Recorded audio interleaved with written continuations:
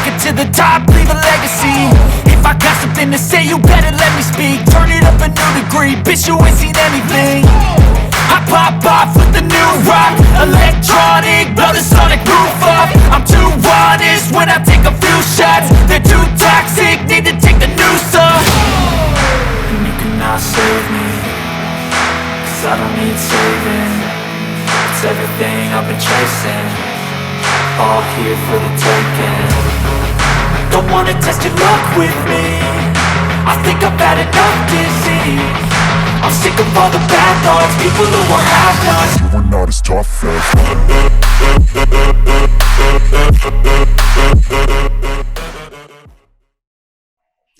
Hey everyone, I hope you're doing well. Thanks for stopping by. So today's tutorial is going to be a broken nose without broken skin on the nose, without a bone. There'll be a couple lacerations to test this scar putty again, because let's face it guys, the last video was very much a fiasco and I have to redeem myself and try to find a better way to manipulate this product, because I do not want there to be an affordable, available product out there that you guys pass by because you think you can't work with it or use it at all. That is not the case. It's just I'm completely spoiled by my own formula. It's a little less finicky and a little bit more forgiving in the application.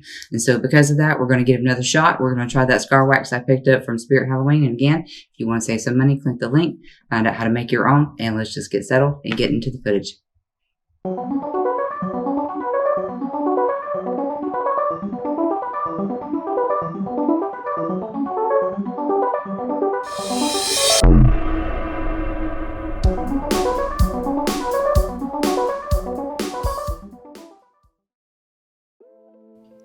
To start this tutorial, I have on a neutral makeup look for today, and I'm going to go through and clean my nose off. And now I am using witch hazel and alcohol. Witch hazel is good for the skin and it doesn't dry the skin out as bad as pure alcohol. So I get my nose clean in the areas that I'm going to move that scar wax and the adhesive on. I am using these same products as I did before. I'm using my olive oil to smooth the surface of the scar wax, the pan that I used from the last look, and again, my Pros-Aide. On a Q-tip, I dip into my Pros-Aide, and what I didn't do properly the last time was make sure that my Pros-Aide was tacky. I got a little bit ahead of myself because my formula is made with liquid latex and flour with Vaseline. It has this natural sticky component to it, so I did not let it dry and become translucent before I applied the wax. Making sure that my fingers are oiled up before I start messing with the scar wax. I get it malleable and I take a small piece, a little ball, and I put it at the top on the bridge of the nose where I begin to flatten that out. And you're going to want to keep your fingers, you can use lotion, you can use Vaseline, but I wanted to use the same exact things and techniques that I did before just to improve them.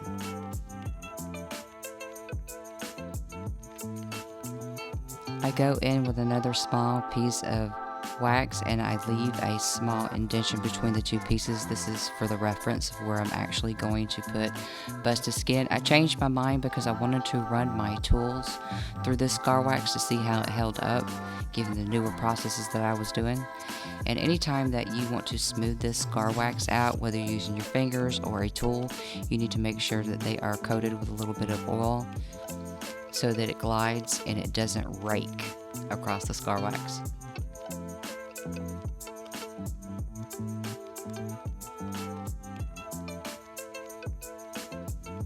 I just continued to take my time in making sure that I have a seamless transition between the scar wax and onto the skin.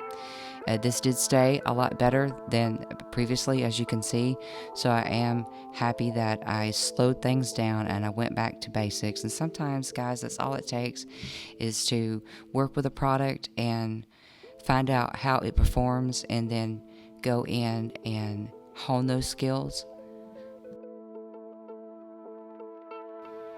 Going back in with some more Pros-Aide because it wasn't tacky. It dried to the point where I wasn't confident enough for the scar wax to stick, so I keep tapping it till I feel the tackiness on my finger.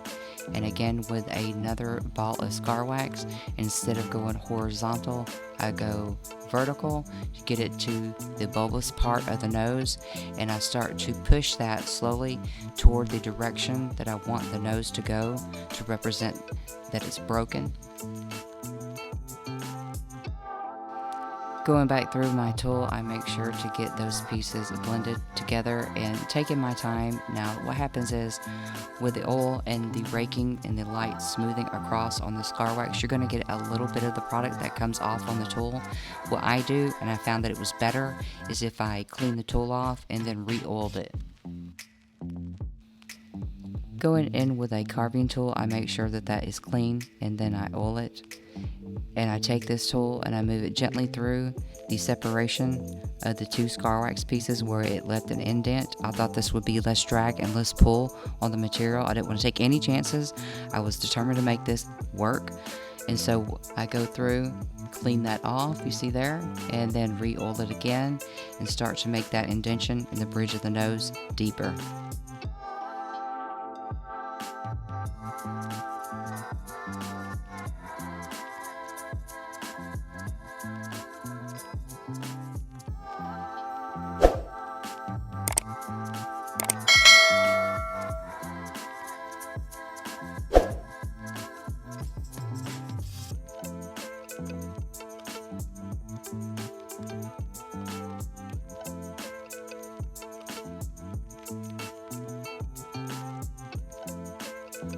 I found out that pushing into this incision and pushing the scar wax up and then pushing it down, it was staying, and I figured I had done something right. So those are my recommendations for that. The scar wax did not move at all.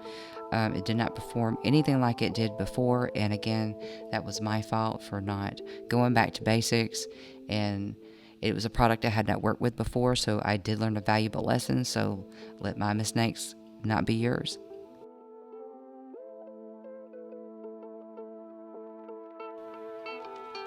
Now that I have the shape that I want and everything is blended into the skin, I'm going in with a translucent powder and tapping that off until you see the fallout stop, and gently going through and making sure that everything is locked in. And also it absorbs that extra oil. Now my backstory for this was a fighter that just got done with a fight, and they cleaned her up the best they could. That's why you don't see a ton of sweat and a bunch of gloss up on the skin like you did in the other look, was because that was someone that had been sitting around, infection was setting in the skin, a fever was starting. So that's why you see me secure this with a powder to lock it down. It will be easy to color as well, but that's the way I chose to do this look today versus the other look. Going in with my alcohol palettes, I go back through the old blood and I test the color and the bleed of it on the back of my hand until I can press that brush into the laceration and the wax absorbs it and bleeds out a little bit. If you have too much, you just take an extra cotton tip and move that blood around, get it in for a blending. We're about to do a lot of blending here, which is going to bring out the bruised eye, and also we're going to contour more movement to the side for the nose.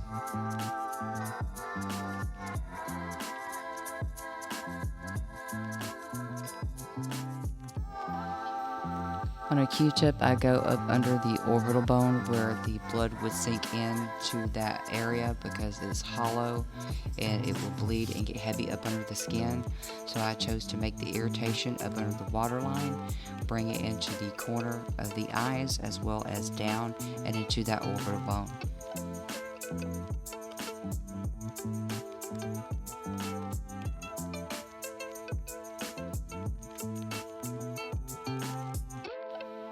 You see me going onto the side of the scar wax to make sure I get a shadow and a contour, but I'm just using blood today because this is a fresh right out of the ring and it just happened, so I figure blood comes to the surface and it's brighter in the color before it seeps back and bleeds throughout the skin. And you'll see that I'm taking my Q-tip and I'm going on the outside, making it wide because that's the area that the nose is swinging to.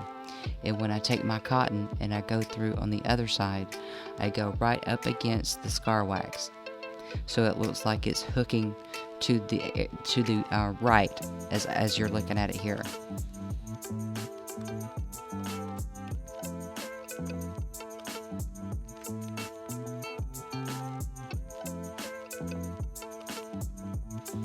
The reason for this coloring you see more on one eye than the other, I figured I took a mean right hook and that broke my nose to the left, and that would swing my tip to the right.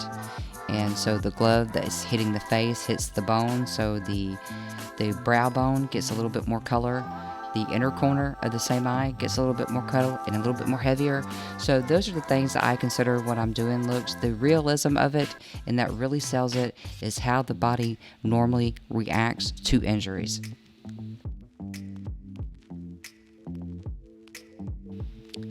Taking that cotton tip that has the red on it already, I go back through my alcohol palette and I mix blue and the bruise, which is purple, and I test that on the back of my hand. I test it for the color and I test it for the bleed, and I'm going to go through and in the corner only, I'm going to set this up and I'm going to blend it out by tapping the color in and out from up under the eye and around to all the other orbital bones.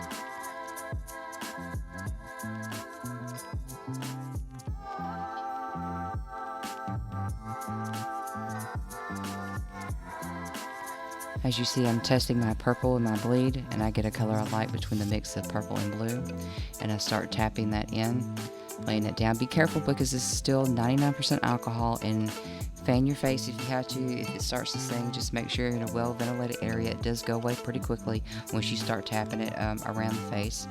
And every color that I use in this look, every bruising, I apply it directly into the contour of the nose as well, because it's just going to be cohesive and it's going to be more realistic. And if you have too much in areas, you could take a Q-tip and spray it with the alcohol, activate the paint, and start to wipe some of that away. Going in with my Skin Illustrator palette, this is to help mimic skin tones. You see there's yellow, there is a red and rosy and warm tones in it. So what I'm doing here is I want to match the color of the scar wax a little bit more to my skin, but also giving the idea that the nose is broken, so the coloration of the nose actually changes a little bit because you're breaking off the circulation. You have a gap due to the laceration. So I tried a few things. I tried using my Q-tip, and then I switched to a blender spun. And here's the thing, if you're using a tool, you see me using a tool and you're using it and it's not working for you, find one that is. It is not set in stone that my tools are going to work better for you. But I chose to go with a bristled brush that would hold liquid a little bit more loosely as compared to this other one you see here that would tap it in. I chose to go with one that would bleed out a little bit more, and I go through and I place that color and that skin tone all over the nose and get it to match as best I can. Going in with a brush in my alcohol paint, I pick up that red that I used at the very beginning of the tutorial, and I go through and I paint the insides and the outsides of the nostril. This is your dry blood. This is a nose that's been bleeding and it stopped and it bleeds a little bit more, so that'll keep that look cohesive. And with the gel blood, it runs a little bit and it'll make the nostrils look full even though they're not. It's very easy to use, and I go through and I test this to see what kind of bleed I'm going to get. You'll see that I dip my Q-tip into the gel blood and I wait just for a few seconds to see how many drips, and right before it drips off that Q-tip, I flip it. That's all the amount that I want, and I go in and I set that around into the nose, not all the way in, just on the outside, and then carry that down. And it was not bleeding exactly the way I wanted it to bleed. And I personally don't like to spray water on any of the blood I either make or purchase. I don't like to dilute it in that way. I know exactly how it performs by using brushes and Q-tips. So you see I take the product off the Q-tip and I apply it to the brush and I press, and once I press then and hold down, it runs exactly the way I want it to. So just experiment and find out what it is that you like. So here is the final look, guys. I hope you enjoyed this tutorial. I hope I redeemed myself a little bit. Please give me a like if you think I did. Also, if you enjoy this video, let me know if I'm doing a good job. And if you'd like to see sneak peeks and behind the scenes footage for things like what I wore this week, and I like horror jewelry and horror t-shirts, so you can find things like that and everyday makeup on Instagram and Twitter, and those links are below. And I thank you for being here. Let me know what you think. Are you using a store-bought scar wax? Are you going to try the recipe? So let me know in the comments below, and I'll see you guys in the next video. Bye.